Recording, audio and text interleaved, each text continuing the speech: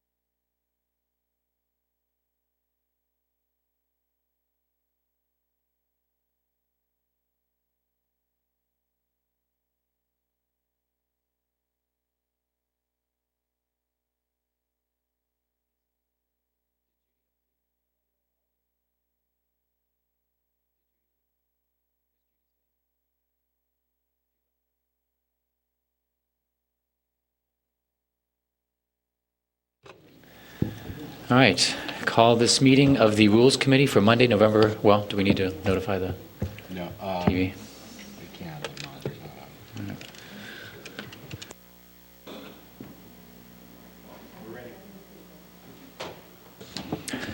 All right. Calling the Rules Committee for Monday, March 4th, 2013 to order. We have a quorum.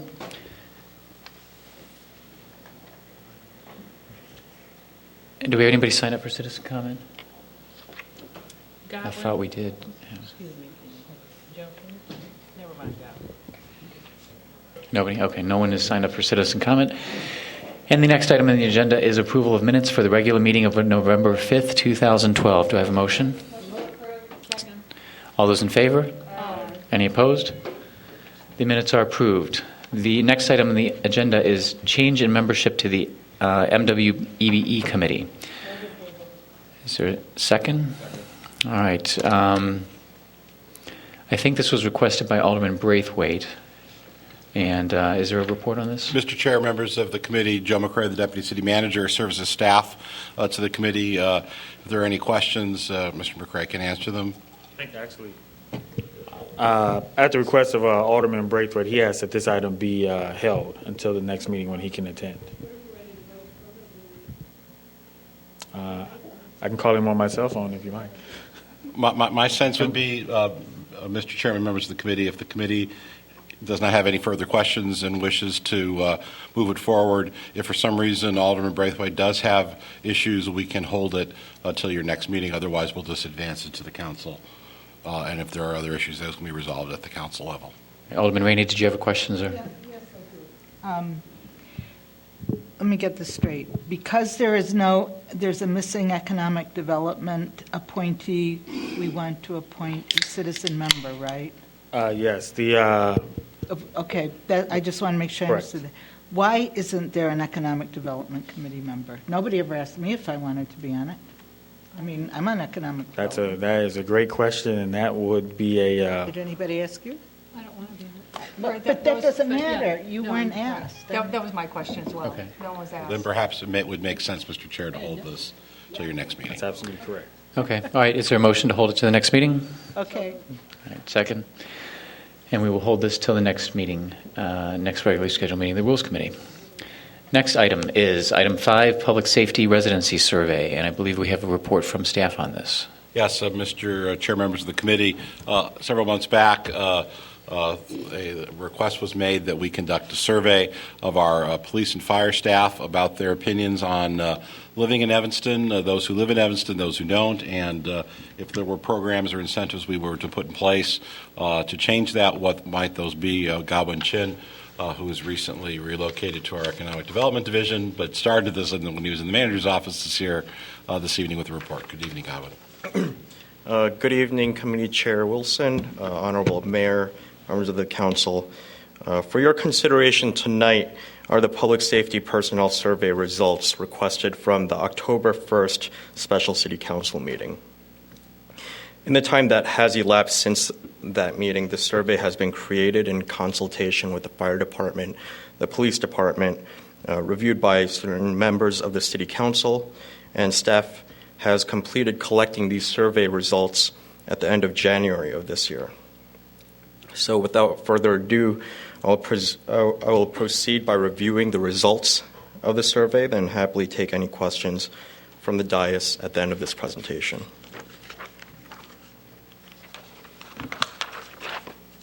I will begin by reviewing results from the police and fire departments separately. A total of 120 responses were received from the police department. Respondents from the police department answered only questions that were applicable to their own circumstances, which explains the different number of responses for each of the questions here. And this is also the case for the fire department. Of the 120 respondents from the police department, 23% of them indicated willingness to reside in Evanston. Barriers preventing these officers from residing in Evanston were indicated as tax load at 87%, cost of housing at 80%, out of the 78 officers who responded to that particular question. A third lesser reason that was family rootedness at 25%, and a significant minority of comments in the open-ended section revealed concerns about encountering residents during off-duty time, and that is encountering residents who they had interacted with in the line of duty, and also concerns about familial safety.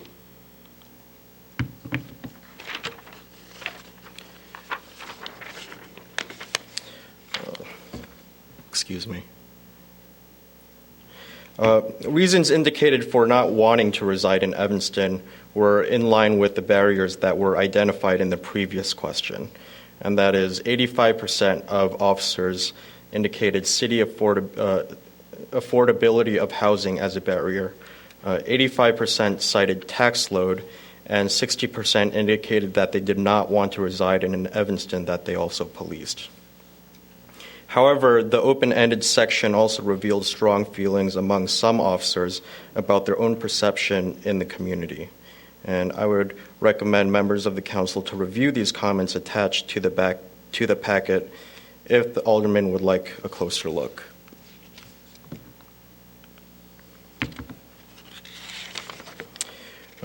And finally, police officers indicated that the top 3 incentives that they would respond to are reduced property taxes at 61%, interest-free loans at 54%, and a reduction in tax load at 50%. And that concludes the report for the police department. Moving on, 76 responses were collected from the fire department. Of the responses collected, 36% of firefighters indicated that they would be willing to reside in Evanston. Top barriers to residing in Evanston were tax load at 75% and cost of housing at 51%.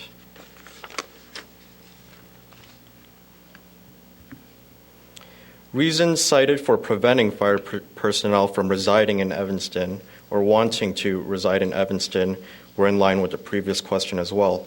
Tax load was cited as a reason at 64% and affordability of housing at 62%.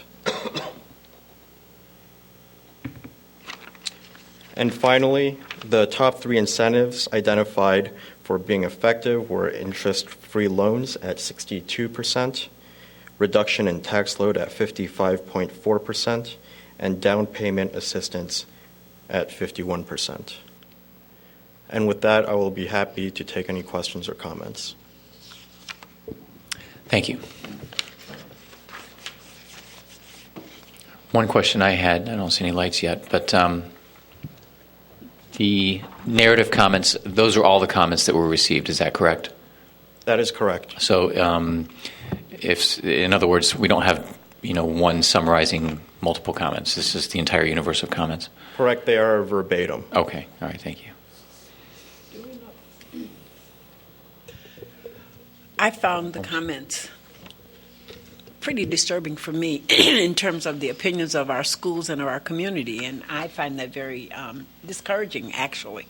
So the comments, and I did read every one of them, both for the police department and the fire department. And I don't know, I thought we were pretty supportive of both departments, so I would like to figure out how we can do that better. So I don't know how we go about bridging that, but I just would not like to have that kind of feeling. That's just me speaking personally. And Mr. Chair. I'm going to go ahead and take the comments first. Mayor Tisdall. Thank you. I completely agree with Alderman Holmes and was also concerned by the comments and would like some advice from Chief Kleiber and Chief Eddington as to what we could do better in terms of police and fire morale. Alderman Grover. Thank you, Mr. Chair.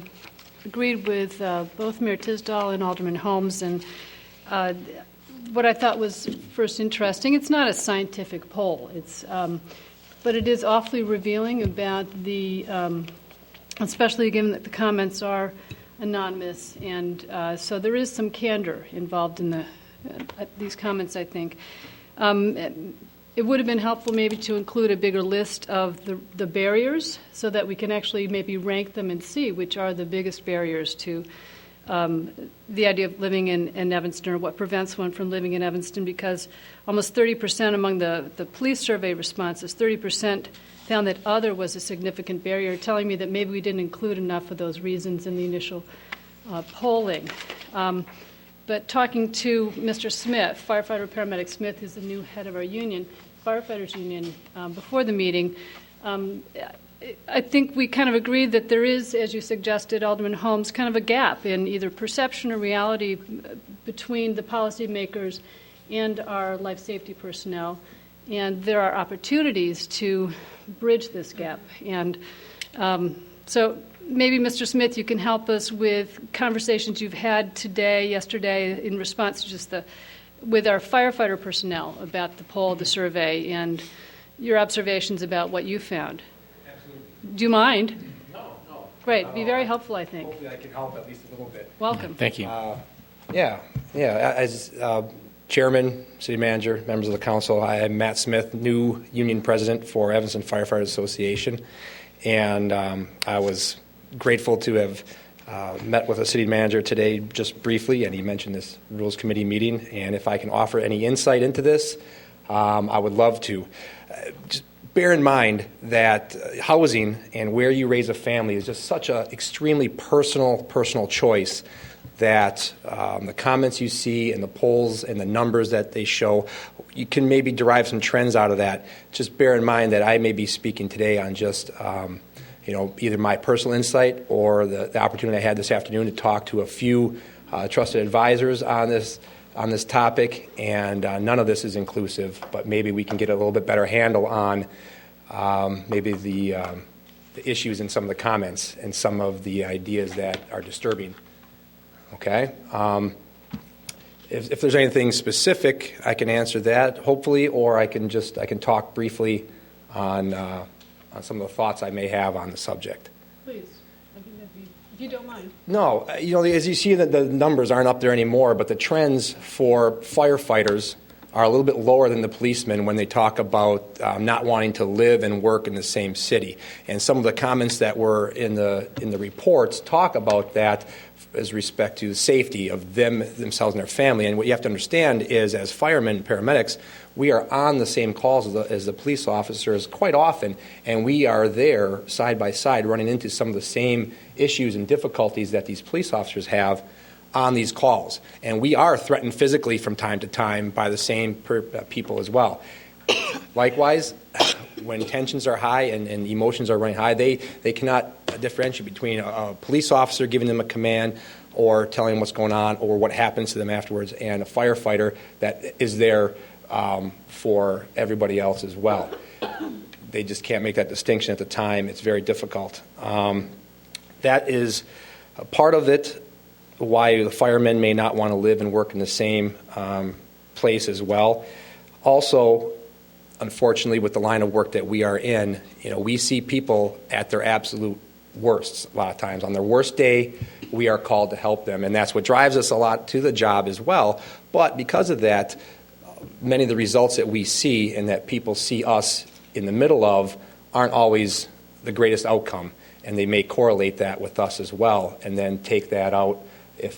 And it's difficult for some of the members I talked to today to grasp the idea of possibly walking down the street or responding to somebody in their neighborhood, in their own small community, and having to deal with that and the possible outcomes if they're not positive as well. Another thing that I've heard today is because of our job, we do live in the city of Evanston for approximately 1/3 of our lives. Along with that, we shop here, we buy our food. 1/3 of our food budget is spent here at Evanston as well. And some of the members just think that sometimes it's good to have a little variety and not live your entire life in the same small neighborhood. Some people did find that to be attractive of living in another town as well.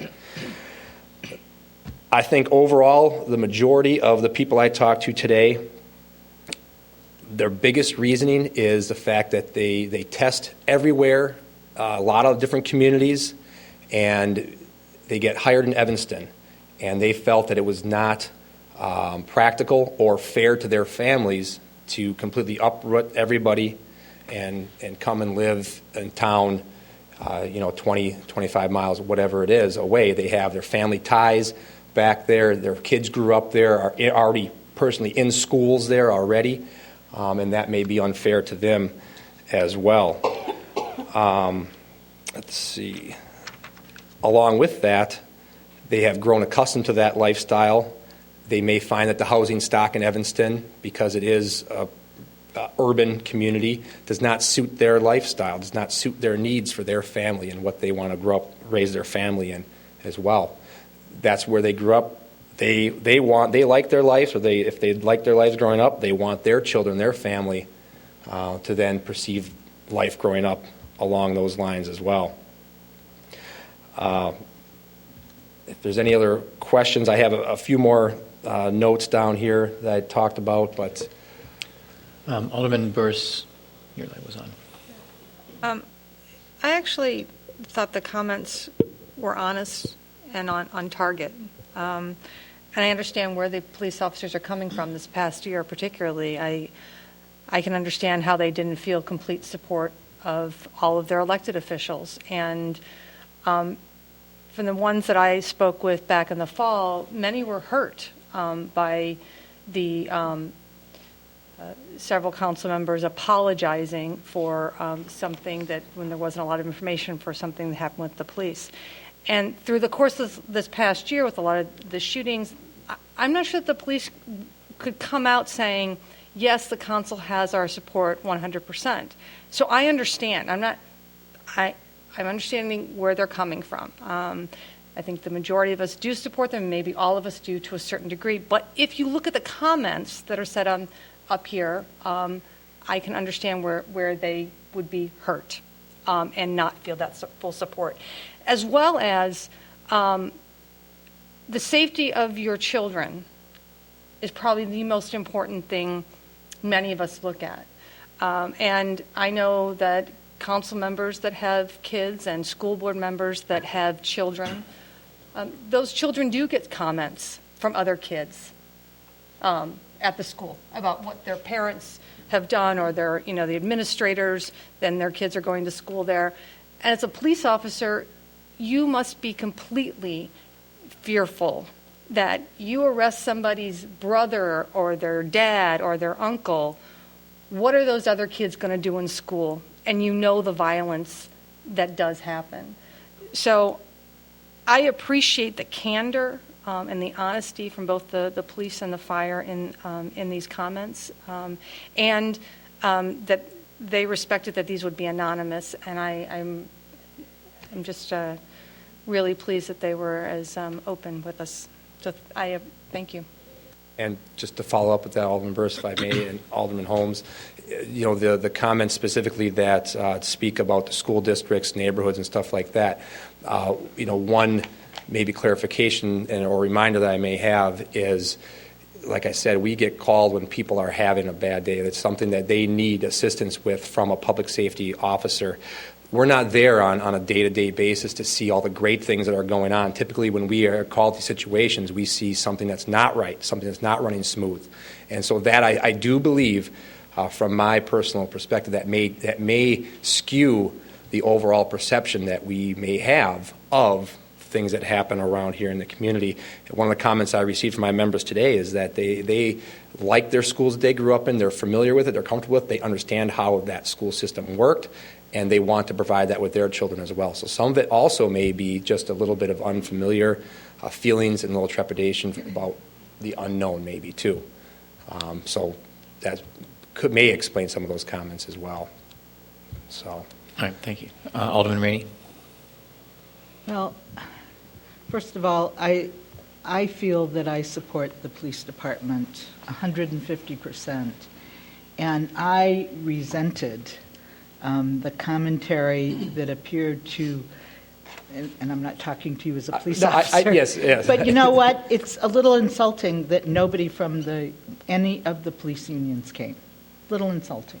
City manager, you might want to, or chief, I know you're not union, but you might want to share that with them. I think both the fire department and the police department, city employees in general, public servants in general, have an obligation to know their community, whether they live here or not. And I have no interest in, other than the chief of police and the fire chief, living in our community. And I have no problem with most of the complaints or the reasons why taxes are too high, housing is too expensive. I'm afraid for my children. If I've arrested somebody, that doesn't go for the fire department. But what I do object to is the bashing of our schools. If they don't know, I mean, you're saying, hey, they don't know, they don't live, how would they know? They bash our schools, and they bash their city council, who has supported raises and equipment. Many of us, including Alderman Holmes and Alderman Braithwaite, have fought for them to get cameras where cameras are needed. I just felt it was an important commentary about the way our police department, more our police department than the fire department, relate to the city of Evanston.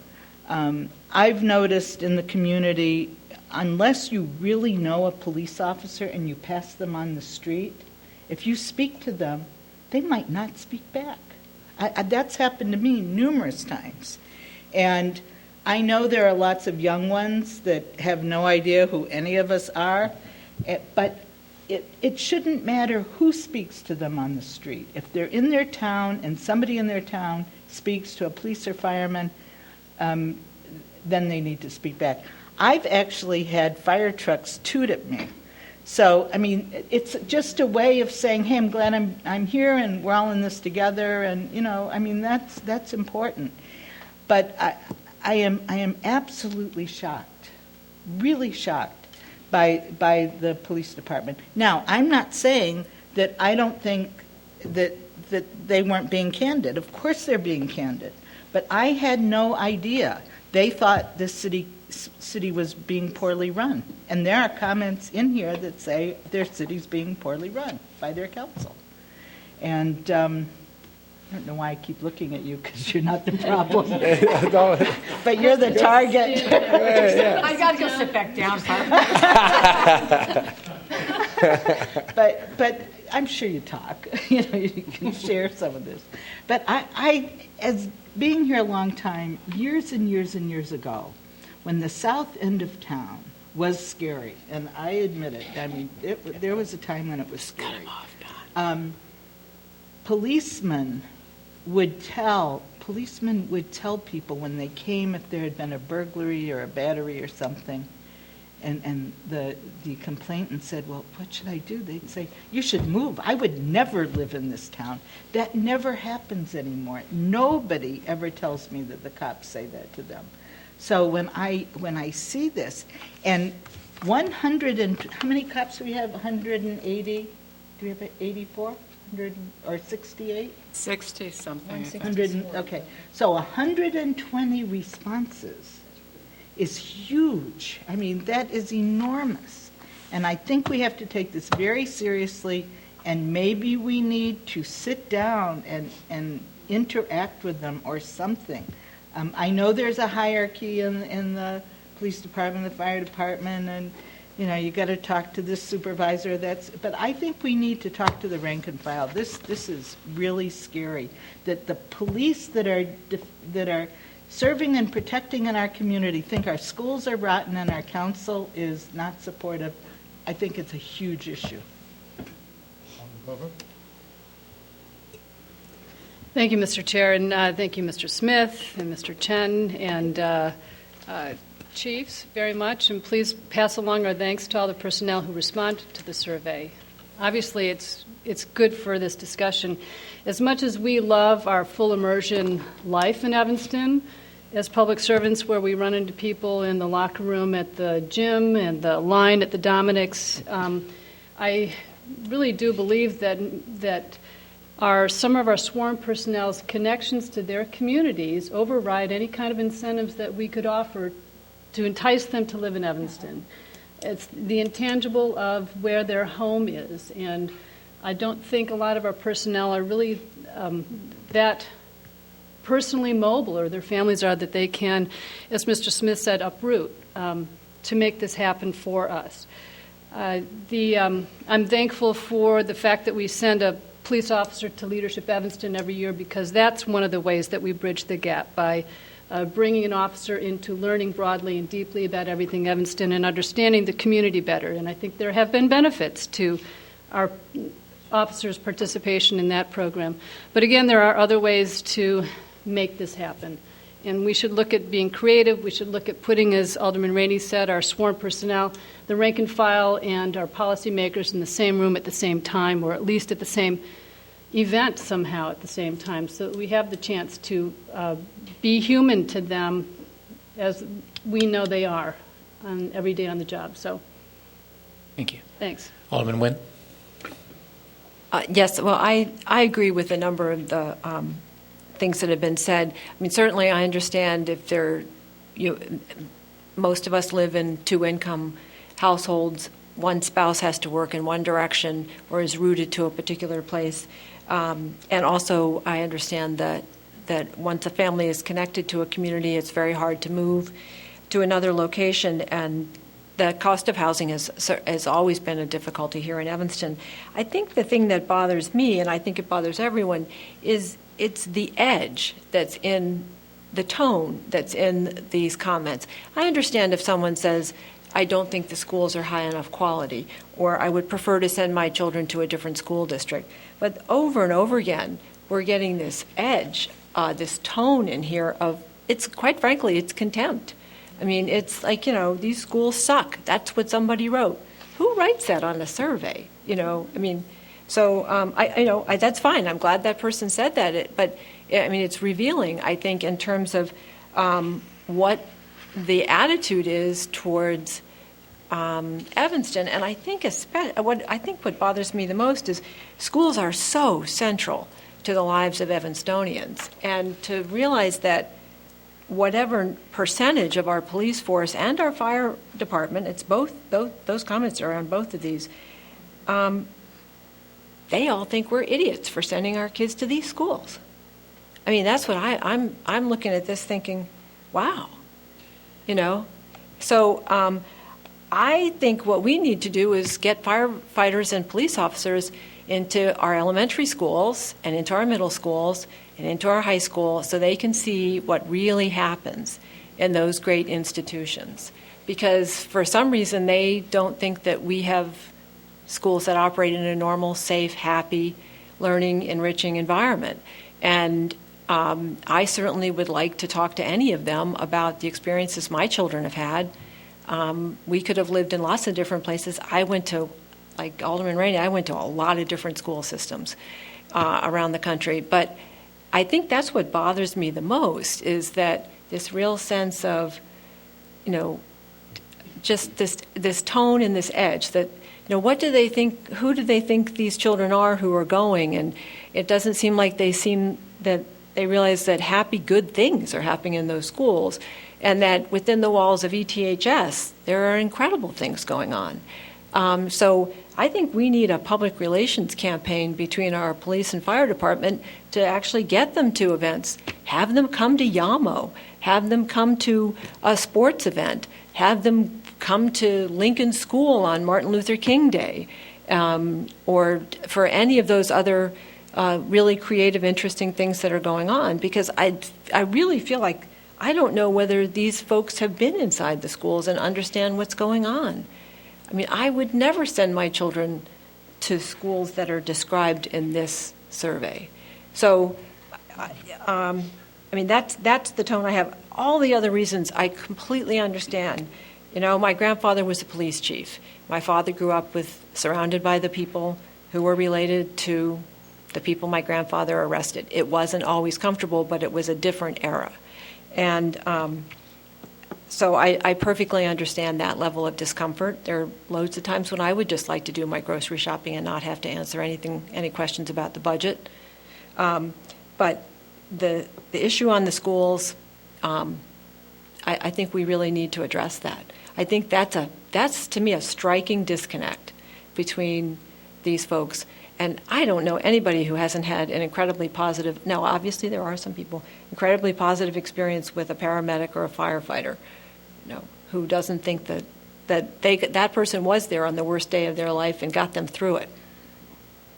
So that's my take on it. Alderman Holmes?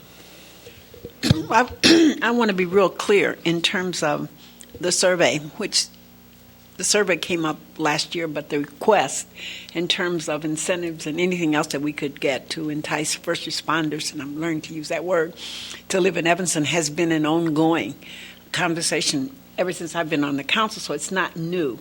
It didn't happen because of, as it states in here, of the Greenwell. It didn't happen because of that. It might have pushed it forward as far as the survey is concerned. And I was not surprised to hear that people did not want to live where they work. We've been hearing that all along. That was why we were trying to say, well, is there anything that would entice you, that would want you to maybe think about living in here? So the comments of what really just threw me, if it had been about not just living in Evanston, it would have been fine, but the sort of, I hate to use the word attack, but I felt like it was an attack on the community in terms of who we are as Evanston. And then my question then is, why do you want to work here? In terms of, if you don't, these kind of negative feelings, it just made me feel really, really sad. I know I have. I'm not going to say I think I have. I know I have a very good relationship with the firemen that I know. I see them at Dominic's. I see them at Food for Less, shopping. They do toot the horn, and when they see you, they pass by. So I know them and feel good about them. The same thing with the police officers, and I have a very good relationship with them. The ones that I know, and particularly the ones that are in my ward, I know them really, really well. And those that have been on the force for a long time, I know them in a lot of different ways. So I don't feel that personally I have any kind of bad relationship with police officers or firemen. So I was just really kind of surprised. I just was just real surprised by it. I think somebody used the word hurt. So I think the hurt goes both ways. Because I was kind of hurt too, to think, wow, this is just not what I was feeling or thinking. It was I found it, and I say again, I found it very discouraging. Alderman Rainey. Well, I've always been very proud that Carl Babs Fowler is my neighbor. He lives on my corner, probably 50 feet from my front door. And he was the high school resource officer. For many years. And his kids went to the school. I think it would be good to have Carl come back. Unfortunately, he retired, right?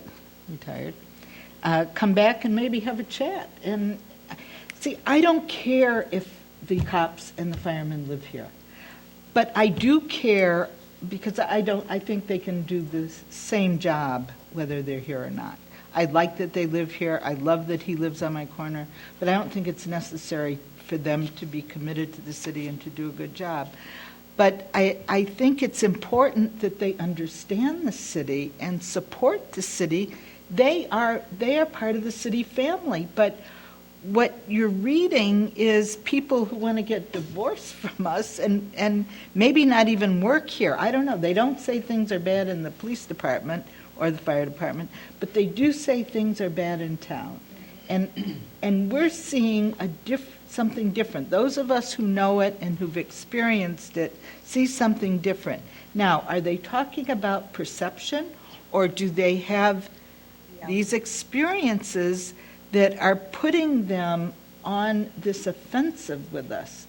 And that's what I want to find out. I mean, are they just saying, like we might say about, some community that we're a rival of, oh, they don't know, But, or do they really have basis for saying that? And if they have that, I would love to talk to them. If they don't have it, they need to clean up their act and, keep their prejudices to themselves.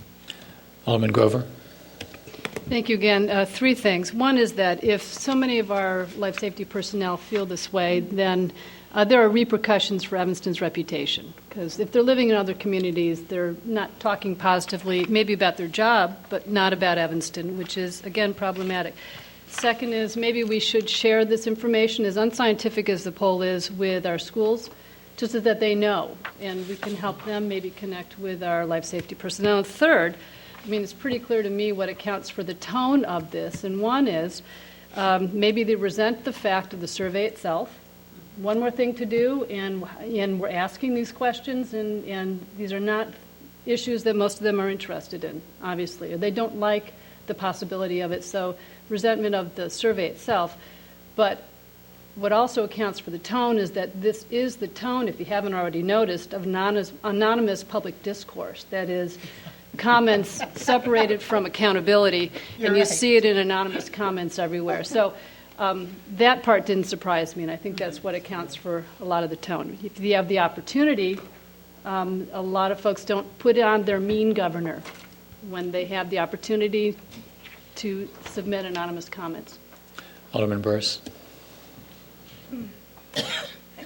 I feel like there's a lot of talk about them and their comments and their comments about our schools, and not enough about what they're saying to us and what we can do to make our life safety personnel feel more welcomed, feel more appreciated.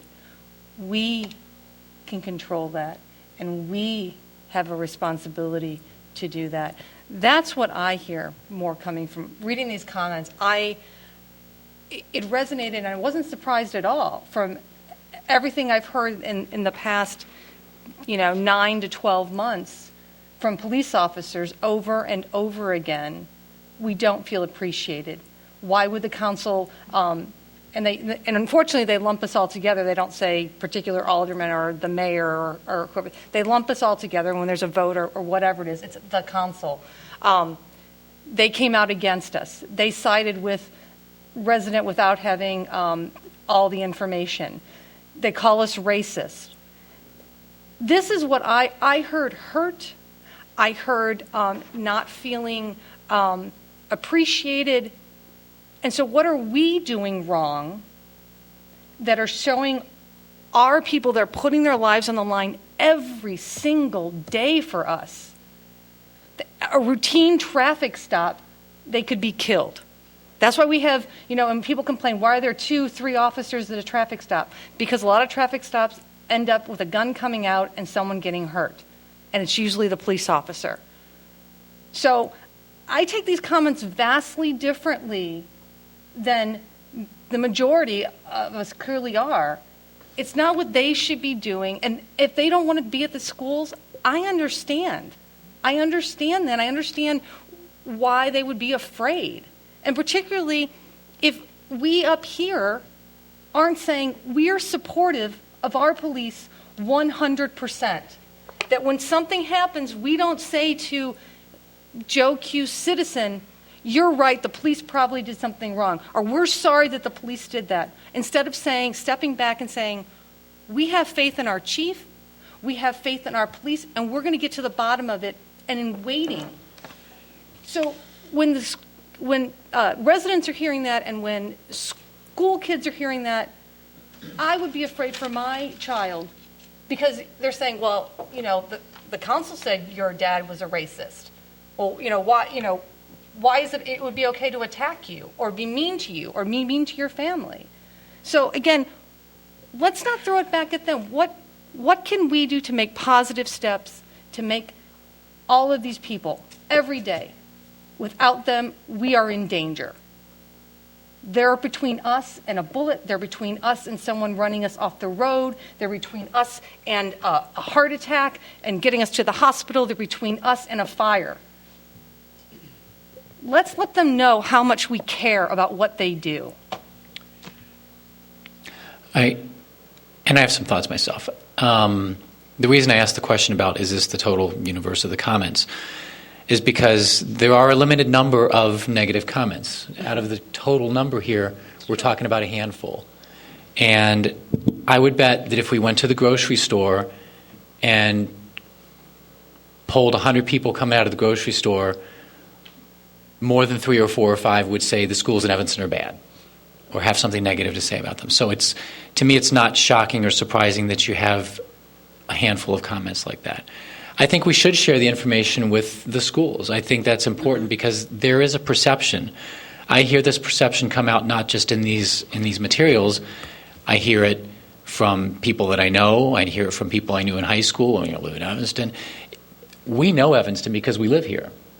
But there's a whole outside world that looks at newspaper articles or things in the news, and they only see what's newsworthy. And oftentimes the newsworthy things, or most of the time as far as press is concerned, those are negative things. Excellent points as far as these interactions. The interactions that first responders have tend to be crises, emergencies, problems, things that are going wrong. Something's wrong, otherwise you wouldn't have called them. So I get a lot of that. I understand Alderman Burris's point as well. I think it's important to look at the comments and think about what we might be doing as a council that is impacting people's perception, or these employees' perception, and not just with the fire and safety, but it's a segment of the population that's outside looking in, and these are people that are also inside and should have a little bit better insight. And if they still are seeing these things and have these perceptions, it warrants addressing a little bit further and a little bit more deeply. So hopefully we can cover that as well. I think Alderman Wilson, Mr. Chair, I would like to suggest that those members who do not sit on the Human Services Committee go back and read the minutes or view the tape. And I'm really going to concentrate, because Alderman Burris brought it up again, about the Greenwell case in terms of not supporting. If I remember correctly, and two of the other members are sitting here now, that in that evening, even though apologies were made not for the actions of the police, but something that had happened to the lady, and we were told that evening that was not before our committee, that we did not have any information. So I don't know what the police saw. I don't know who read it, who looked at it, but that was said. The chief was here. He knows that we said that evening, that had not come before our committee, and we couldn't make any comments on it. You can certainly apologize to a citizen who is upset in terms of them being upset for whatever reason. We didn't have any reason to give her except to apologize for her being so upset that evening. And I can't even remember how that even started, but I do know that an apology was made, but not because it was not apologizing that the police did something to her. So I think you have to go back and look at and see what actually happened rather than assuming. And I would suggest the same thing for the police officers, to look at that.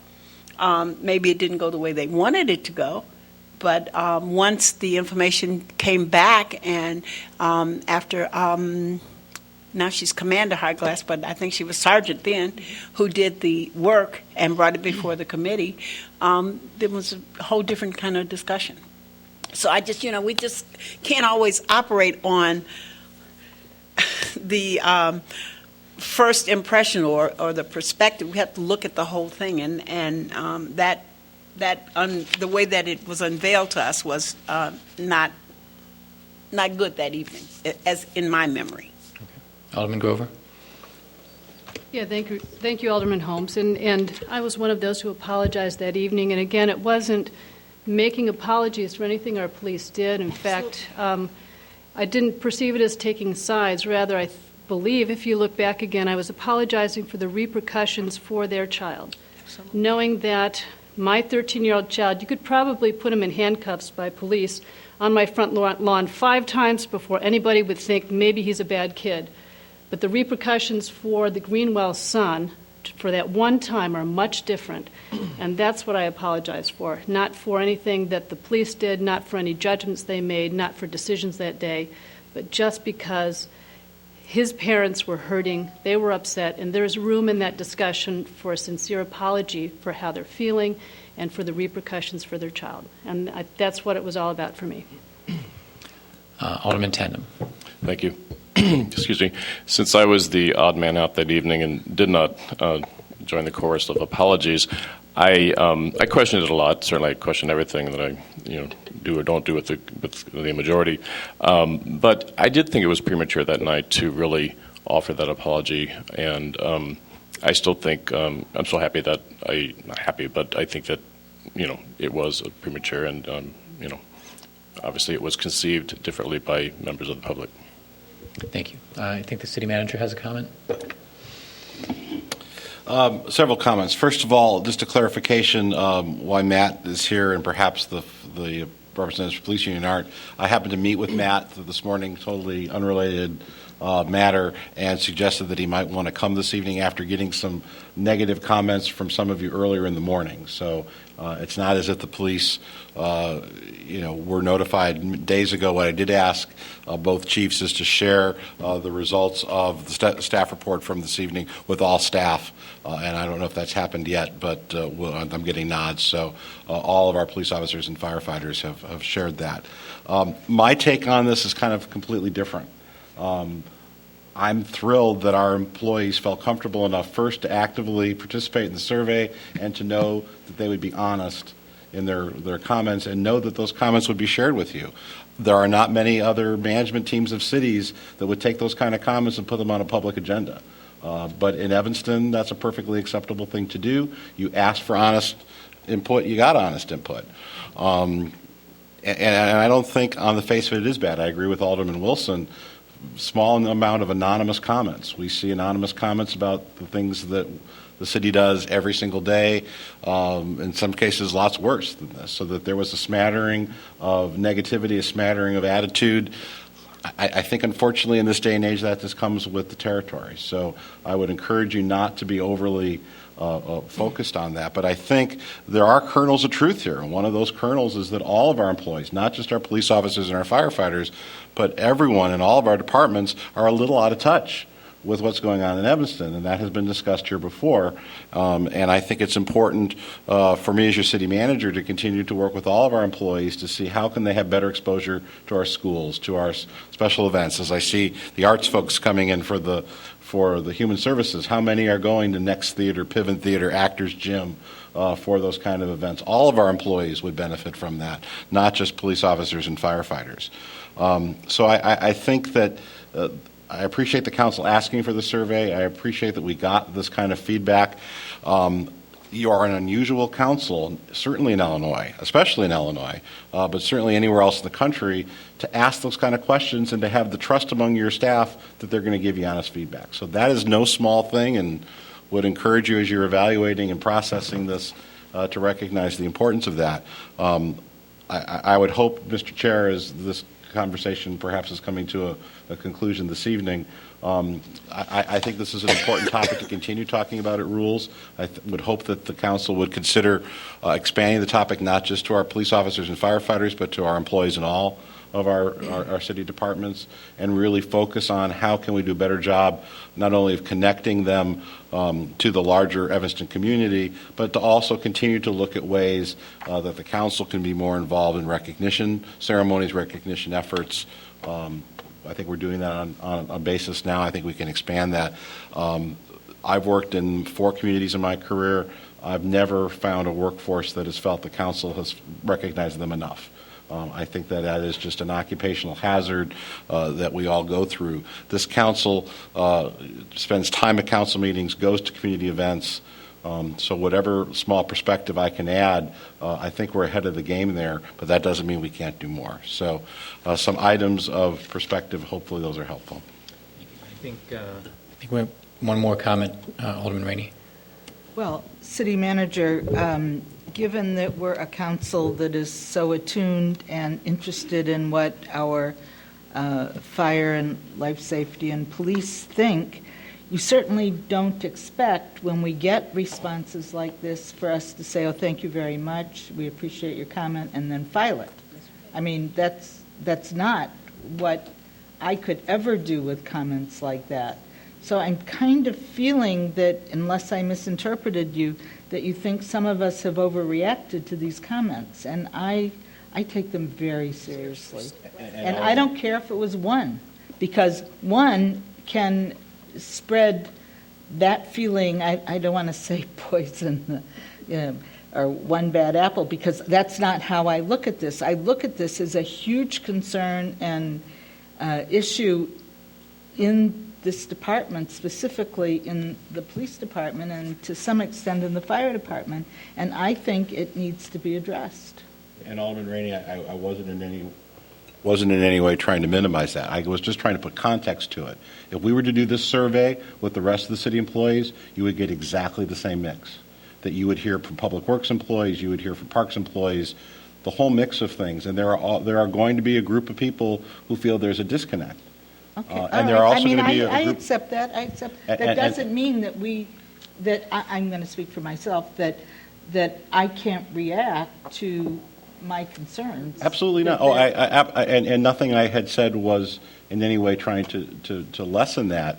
I guess my only hope was to try to put some context to this, that this is something I think we faced before we did the survey. We now have some fresh data. It will be something we have as we move forward. I don't think this is an issue that ever goes away. We don't dismiss it. That's my Absolutely not. That's exactly my concern. But my hope, Alderman Rainey, members of the council, is now that we've received it, rather than once we get through the initial reaction to what we've seen, what can we do in a positive way to move forward and perhaps make some changes? And my proposal to the council would be to let me come back at a future Rules Committee meeting with a project, and Alderman Holmes and I have been talking a little bit about this offline, is to how can we greater engage all of our employees, certainly our police and fire employees, but all of our employees, because I think it's an issue in every department.